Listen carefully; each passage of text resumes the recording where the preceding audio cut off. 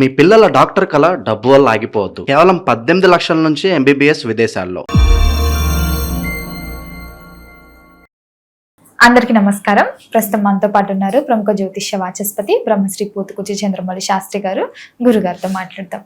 నమస్కారం గురుగారు. ఓం గం గణపతయే నమః. గురుగారు, ఆగస్టు మాసంలో కన్యా రాశి వారికి ఎలా ఉంది, ఎలాంటి జాగ్రత్తలు తీసుకోవచ్చు అంటారు? ఆర్థిక పరంగా, ఆరోగ్య పరంగా ఈ మాసం వీరి యొక్క గ్రహ గోచారం ఏంటంటారు? మా కన్యా రాశి వారికి ఈ ఆగస్టు మాసం మొత్తం కూడా గ్రహ గోచారాన్ని గమనిస్తే ఆగస్టు 5వ తేదీ నుండి కూడా ఈ రాశికి అధిపతి అయినటువంటి బుధుడు లాభస్థానంలో గురుడితో కలిసి ఉండటం, అట్లాగే గురుడు కూడా లాభస్థానంలో ఈ నెల రోజులు అక్కడే ఉంటాడు. కుజుడు 10వ స్థానం కర్మస్థానంలో కెరీర్ స్థానంలో ఆయన నిలబడి ఉంటాడు ఈ నెల రోజు. అట్లాగే కన్యా రాశి వారికి 12లో కేతువు. సూర్య భగవానుడు ఆగస్టు 16వ తేదీ వరకు లాభస్థానంలో ఉండి సమస్త కార్యసిద్ధి కలుగుతుంది. 17వ తేదీ నుండి కూడా ఆయన 12వ రాశిలోకి వచ్చినప్పుడు కాస్త ఇబ్బందులు కలుగజేస్తూ ఉంటాడు. 6వ స్థానంలో రాహు చక్కటి అనుకూలమైనటువంటి ఉద్యోగ సిద్ధితో పాటుగా కొన్ని కార్యాలయందు శత్రువుల్ని క్రియేట్ చేస్తాడు. ప్రయాణాల్లో ప్రమాదాలని కలుగజేస్తాడు. ఆకస్మికంగా బంధువులతో సమస్యలను కొని తెచ్చిపెడతాడు. ఎవరు? ఈ కన్యారాశి వారికి కుజగ్రహ ప్రభావము, రాహుగ్రహ ప్రభావము తీక్షణంగా వీక్షణంగా ఇబ్బందికరంగా ఉండేటటువంటి పరిస్థితి. ముఖ్యంగా వీరు చేస్తున్నటువంటి ఉద్యోగాదుల్లో అవమానాలు, ఇబ్బందులు, ఎదుగుదల లేకపోవటం, అనుకున్న ధనము వీరి రాకపోవటం, వీరి యొక్క అనారోగ్య సమస్యల వలన ఎక్కువగా సెలవులు పెట్టడం, అట్లాగే బంధువులతో గొడవలు, మేనరికం ఎవరైతే మేనల్లుడు లేదా మేనకోడళ్ళు, బావలు, మరదళ్ళు ఇట్లా ఉంటారు చూసారా, ఆ యొక్క బంధువుల మధ్య అంతర్గత శత్రుత్వ విభేదాలు, ఒకరి గురించి ఒకరు విడివిడిగా మాట్లాడుకోవటము, దాని ద్వారా వీరికి ఉద్యోగంలో కూడా ఉన్నప్పుడు ఫోన్లు రావటం, ఆ ఫోన్లలో వీళ్ళు రెచ్చిపోయి మాట్లాడటము, దాని ద్వారా వీరి మధ్య అంటే వీరు చేస్తున్న ఉద్యోగంలో ఎన్ని రకాల సమస్యలు ఉన్నాయో నేను మీకు తెలియజేస్తున్నాను. దాని ద్వారా ఉద్యోగాదుల్లో పూర్తిగా విఫలత్వం కలుగుతుంది, సౌఖ్యత నశిస్తుంది. అట్లాగే తండ్రి గారికి సంబంధించిన ఆస్తుల విషయాల్లో కూడా కొంతవరకు వీళ్ళకి మూమెంట్ బాగానే ఉంటుంది, అంటే ఆస్తిపాస్తుల విషయాల్లో. కానీ ఈ 17వ తారీఖు నుంచి మాత్రము సూర్యుడు 12వలోకి వచ్చి రాహుకేతువులతో సంబంధం కలగడం ద్వారా మళ్ళీ ఈయన ఉద్యోగారకుడు కదా, ఉద్యోగంలో మళ్ళీ ఏదో ఒక సమస్యలు, ప్రమోషన్ రాకపోగా ఉన్నటువంటి ఉద్యోగంలో వేరే కొంతమందికి ఏమో పక్కగా మారుస్తారు. ఒకటమ్మా, ఇప్పుడు కన్యారాశిలో మనకి ఉత్తర ఫల్గుని నక్షత్రం ఉంటుంది, హస్త నక్షత్రం ఉంటుంది, చిత్తా నక్షత్రం. ఈ 3 నక్షత్రాల వారు కన్యారాశి వారు ఇది మా జాతకంలో ఇవి పర్ఫెక్ట్ అండి, ఇట్లాగే ఉంది అనుకుంటే ఇవి జరగటంలో ఎక్కువ ప్రాధాన్యత. మళ్ళీ వీటిల్లో కుజగ్రహము, రాహుగ్రహము, శనిగ్రహము, ఇన్ని గ్రహాల్లో ఏం జరుగుతున్నాయి, ఏ గ్రహం వారి జన్మజాతకంలో ఏ గ్రహం దశలు అంతర్దశలుగా ఉండి పాడు చేస్తున్నాయంటే అక్కడికి వెళ్ళి చూడాలి. మెయిన్ స్విచ్ అది ట్రాన్స్ఫార్మర్లో ఉంటుంది. ఇక్కడ గోచారంలో మనకి అన్ని గ్రహాలు చెడ్డగానే ఉన్నాయి, కొన్ని గ్రహాలు లాభంలో ఉన్నాయి. లాభం జరగాల్సిన గ్రహం కూడా చెడుగా ఇస్తుంది ఒక్కోసారి. ఇప్పుడు కన్యారాశికి 11లో బుధుడు, గురుడు ఉన్నాడమ్మా. వ్యాపారంలో వృద్ధి, గృహపరమైనటువంటి లాభము, వివాహపరమైనటువంటి లాభసిద్ధి, అట్లాగే వీరు చేసేటటువంటి కెరీర్లో మంచి లాభం కలగటము, వీరు అనుకున్న పనులన్నీ కూడా అలా జరిగిపోతూ ఉంటాయి, ఫాస్ట్గా మూవింగ్. అట్లాగే ఉద్యోగంలో ప్రమోషన్స్. మరి బుధగురు లాభంలో ఉంటే ఇవన్నీ కలుగుతాయి కదా. మరి ఆ 10వ ఇంట్లో కుజుడున్నాడు కదా, మరి ఆయన ఇవన్నీ భంగం చేస్తున్నాడు కదా. 6లో రాహు కుజ నక్షత్రంలో ఉన్నాడు, మరి ఆయన పాడు చేస్తున్నాడు, శత్రువులను వృద్ధి చేస్తాడు. ఇప్పటిదాకా శత్రు రోగ నివృత్తి చేస్తే ఇప్పుడు వృద్ధి చేస్తాడు. ఎందుకంటే రాహు కుజుడిని చూడడం, ఆకస్మికంగా ప్రయాణాల్లో ప్రమాదాలు, ఆటంకాలు, అనుకున్న ప్రయాణాలు వాయిదాలు పడడం, అన్నదమ్ముల మధ్య ఈ ఆస్తి విషయాలలో ఎక్కడో అనుకున్న లాభాలు సరిగ్గా పంచుకోలేక ఇబ్బందులు పడటం. అట్లాగే ఈ యొక్క కన్యారాశి వారికి భూగృహ సంబంధిత విషయాలలో పూర్తిగా లాభాలు వస్తాయి అనుకున్నప్పుడు బేరాలు దగ్గర దాకా వచ్చి పోవటము, లేకపోతే వీరి ద్వారా మధ్యవర్తి ఎవరన్నా ఉండి దాన్ని వేరే క్రాస్ చేయటము, లేకపోతే వీరు ధైర్యంగా వారితో మాట్లాడదాం అనుకునే లోపల వీరిలో తెలియనటువంటి భయం ఆవహించటం, అవతల వాళ్ళు వీళ్ళని అనుమానిస్తున్నారా అనేటటువంటి ఫీలింగ్. ఆ ఫీలింగ్ నేచర్ వల్ల ఏమవుతుందంటే ఆ వచ్చే బేరాన్ని కూడా వీళ్ళే స్వయంకృతంగా పాడు చేసుకునే అవకాశం ఉంటుంది. ఇవన్నీ కూడా కుజరాహుల యొక్క సమ్మేళనం అంత బాలేదమ్మా. అట్లాగే సప్తమంలో శని వక్రిస్తున్నాడు. దీని ద్వారా ఏంటంటే కొంతమందికి వివాహము లేటుగా అయినా సరే అవుతుంది అనుకునే లోపల అవి కాస్త వికటిస్తూ ఉంటాయి.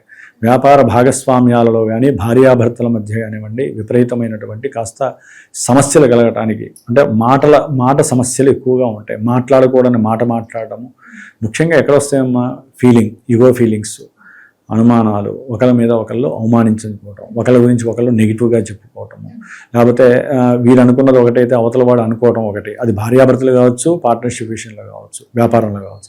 దాని ద్వారా ఏమవుతుందంటే ఎవరికి వాళ్ళే నిర్ణయాలు పాడు చేసుకున్న వాళ్ళు అవుతారు.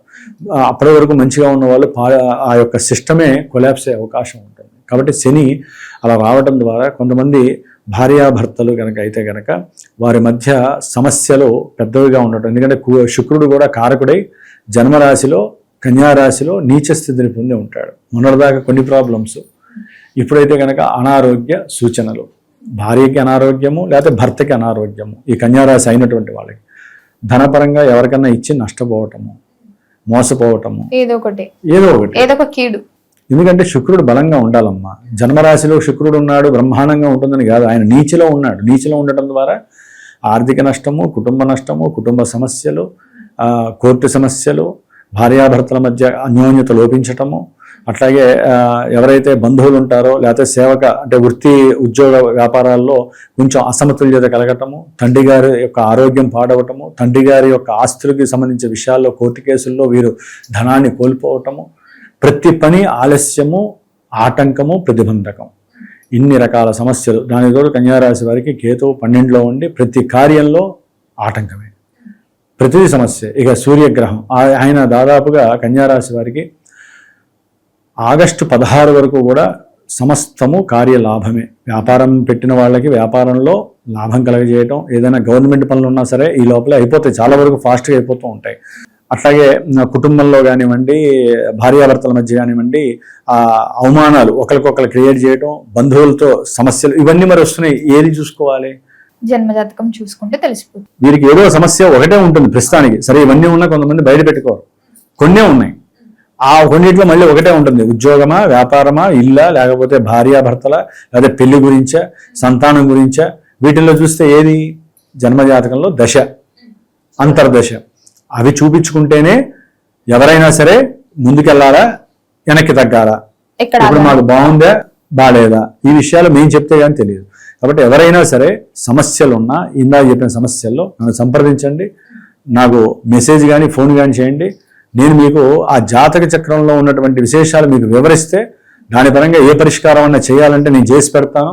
దానికి సరైనటువంటి ఫలితాన్ని ఆ గ్రహాలు మీకు అందిస్తాయని చెప్పి మీరు భావించాలి, నమ్మాలి.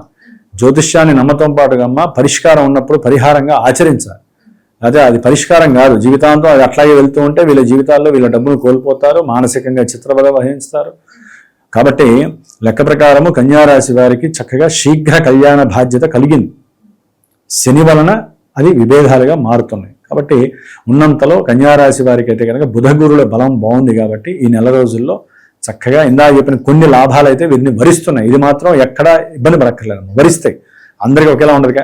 మరి గురువు గారు, ఈ కన్యారాశి వారందరికీ కూడా బాగుండాలంటే ఏ దైవ నామస్మరణ చేయమని? సూర్య నమస్కారాలు ఒకటమ్మా, అట్లాగే అర్ధనారీశ్వర స్తోత్రము, ముఖ్యంగా లక్ష్మీదేవిని ఎంత ఆరాధిస్తే వారంతా జీవితంలో, కుటుంబంలో, భార్యాభర్తల మధ్య హ్యాపీగా ఉంటారు, ధనము నష్టపోకుండా ఉంటారు. ఎప్పుడు ఈ నెల రోజులు శుక్రుడు బాలేదు కాబట్టి శుక్రగ్రహ మంత్రాన్ని చేయించండి, లేకపోతే శుక్రగ్రహ స్తోత్రాన్ని, లక్ష్మీదేవిని ఎక్కువగా ఆరాధిస్తే ఉన్నంతలో వీళ్ళు బాగుంటారు.